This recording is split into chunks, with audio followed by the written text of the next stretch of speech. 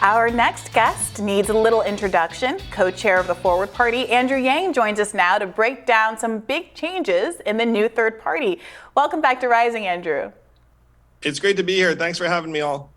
So Andrew, you are now the co-chair, is it, of the largest third party in the United States? Yep, that's right. By resources, we're growing like wildfire too. Well over 25,000 Americans have joined the Forward Party in the last number of hours since our announcement. We've raised well into the six figures just from grassroots donations alone. So you're looking at the co-chair of the third biggest political party in the country. Thank you, America. Appreciate the heck out of you. Let's move this country forward. Andrew, that's a really exciting prospect to people like myself who have been advocating for a long time for third parties and who really appreciate that there's a well-funded effort to pursue things like ranked choice voting and ballot access for all kinds of people who are trying to get on the ballot. But here's, I think, what people want to know. How are you going to differentiate the Forward Party from the two corporate parties that already exist? What do you identify as being at the root of the problems in the two existing major corporate parties? And how can the Forward Party hope to differentiate itself if it also is similarly funded by those same kind of corporate resources?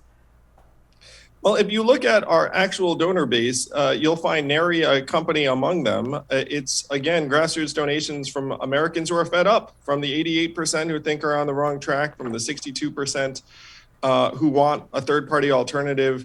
So this is the political party that is free of corporate influence, that was just going to try and move policy forward that actually helps people, families, and communities. I've kind of been entertained by the press accounts to the contrary, given that you could just look at our filings, see exactly who's funding us, but most people don't do that because they prefer a narrative that serves their interest. The people know we're on their side, and we don't control a damn thing except the hopes and dreams of the American people who want to try and get out from under this broken system.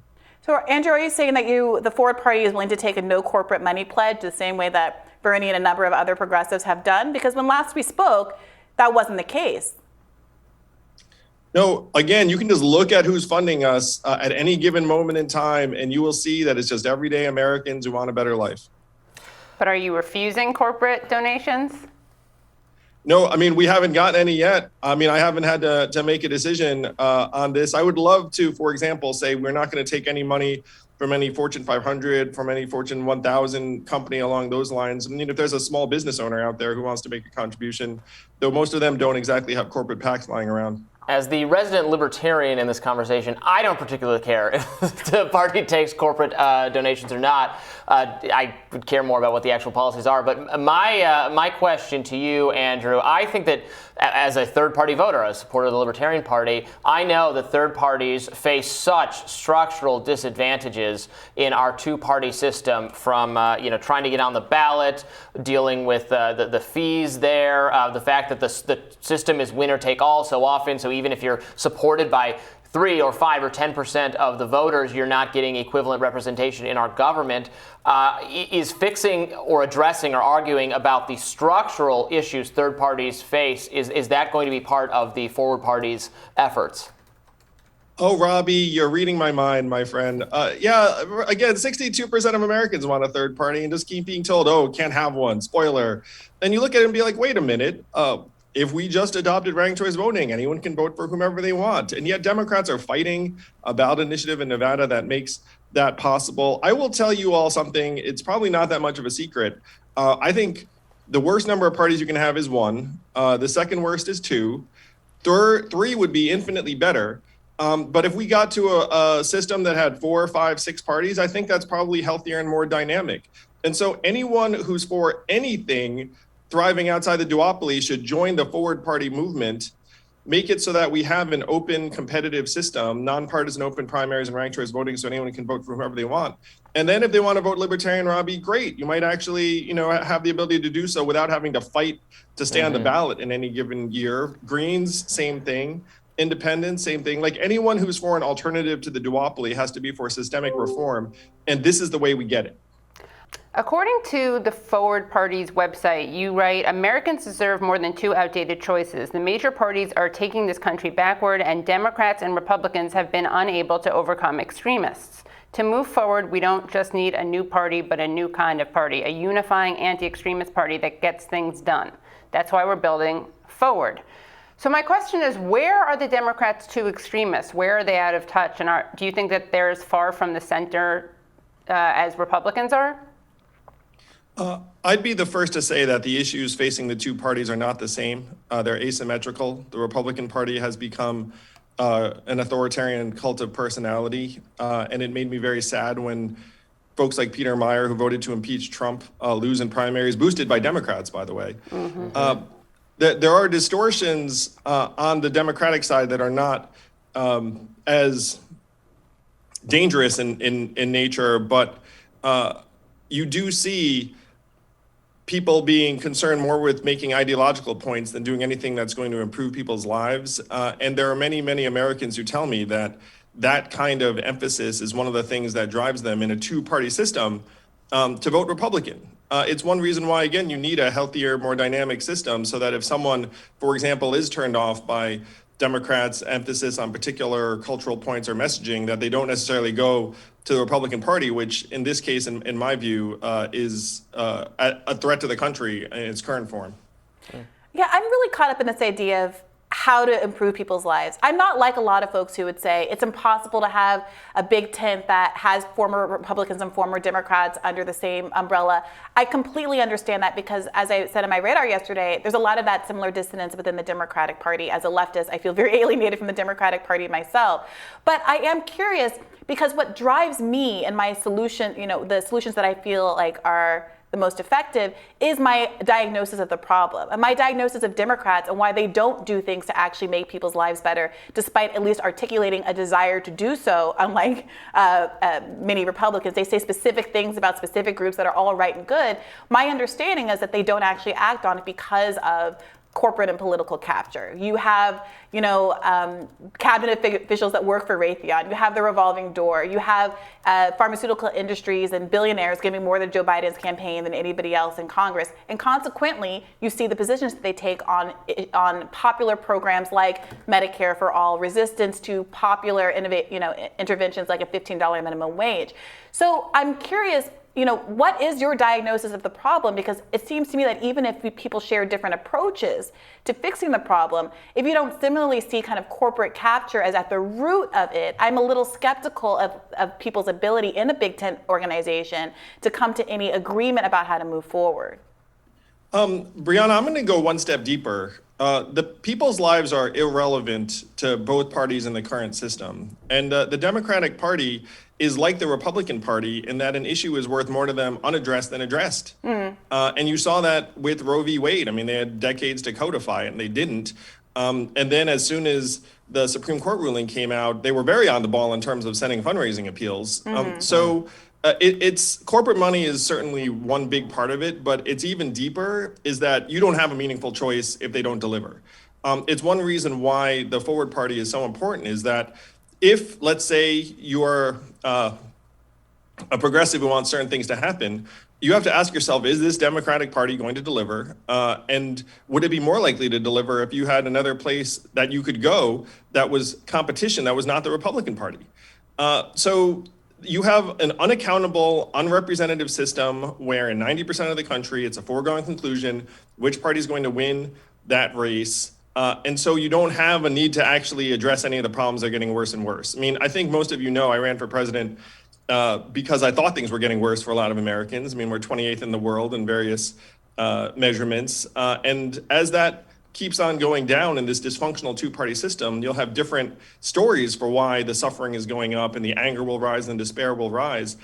You need that to get channeled towards a party that will actually solve problems. And right now, neither party really needs to solve our problems in order to stay in power and win seats. I agree that neither party is solving the problems, and I agree with many of your criticisms of the Democratic Party. But my concern, or one of them, is that we already have a centrist party, and that's the Democrats. So having another party, I think, just pulls it further to the right. Pulls the Democratic Party further to the right? Yeah, and the entire debate, because presenting the Democrats as some kind of left-wing extremist equivalent of people on the right, I think will then just bring people further to the right, because you're positioning yourselves as between those two extremes. Well, if you look at what's going on within the Democratic Party, there are two versions of the Democratic Party, in my opinion. And I've been on the record saying, look, I think this Democratic Party should probably be two separate parties by now. I think this Republican Party should definitely be two separate parties from now.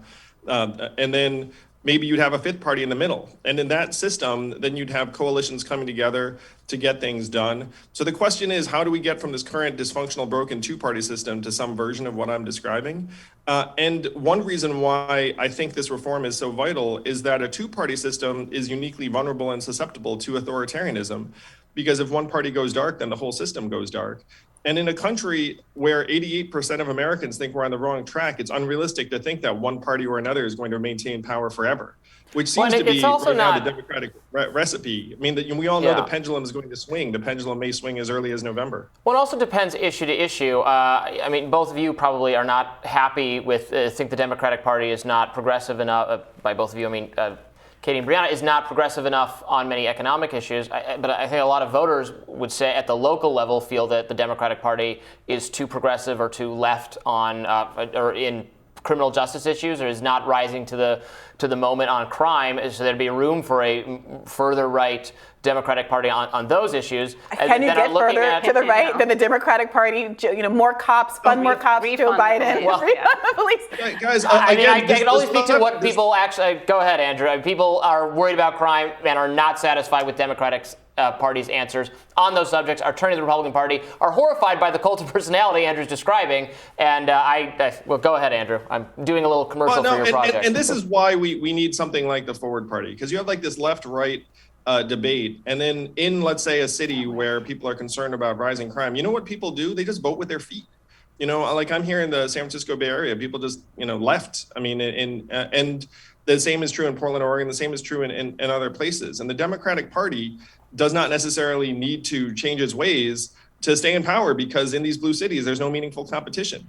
So if you want our public sector to actually start delivering for us in a real way, you need genuine accountability, genuine representation, and that's not happening on either side right now. So to me, it's not like, oh, if you had more people on the left. The fact is, right now, the Democratic Party does not need to deliver anything of what it's saying in order to continue to stay in power, because their only competition is the Republican Party.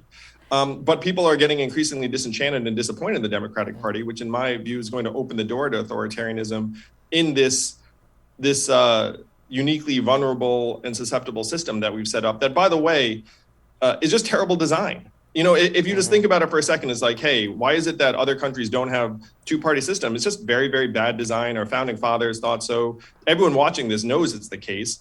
But then we just keep being told, oh, you can't change the design. And then, like, why can't you change the design? It's because the two parties have carved the country up like a turkey and said, you get this slice, you get this slice, and we're all the worst for it. Well, Andrew, you're an innovator, and many people came to you because you put UBI on the map in that big way. Yes. But some folks are asking why that doesn't seem to be reflected in the materials of the Forward Party. Is UBI going to still be a central element of this approach you're taking now? I personally believe in cash relief and UBI, but I also have concluded that our political system will not deliver anything significant unless it is reformed and modernized and revamped. It's actually not going to not deliver.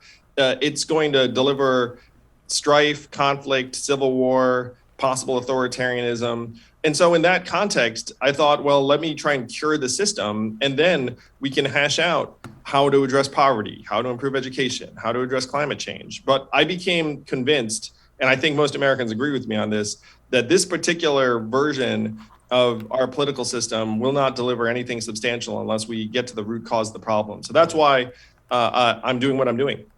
Andrew, thank you so much for joining us. Andrew Yang, everybody. Thank you all. Would love to see you on the Forward Party tour, launching in September, the first ever national convention. Can we count on the Hill to come to the first ever Forward National Convention, summer 2023? We would love to be there. We will absolutely cover Open bar? That might, well, yes. Good point. We got to work on that. Forward Party, I'm going to say it's going to be open bar. You got my vote. Bye, everyone. Bye, Andrew. Thanks for joining us.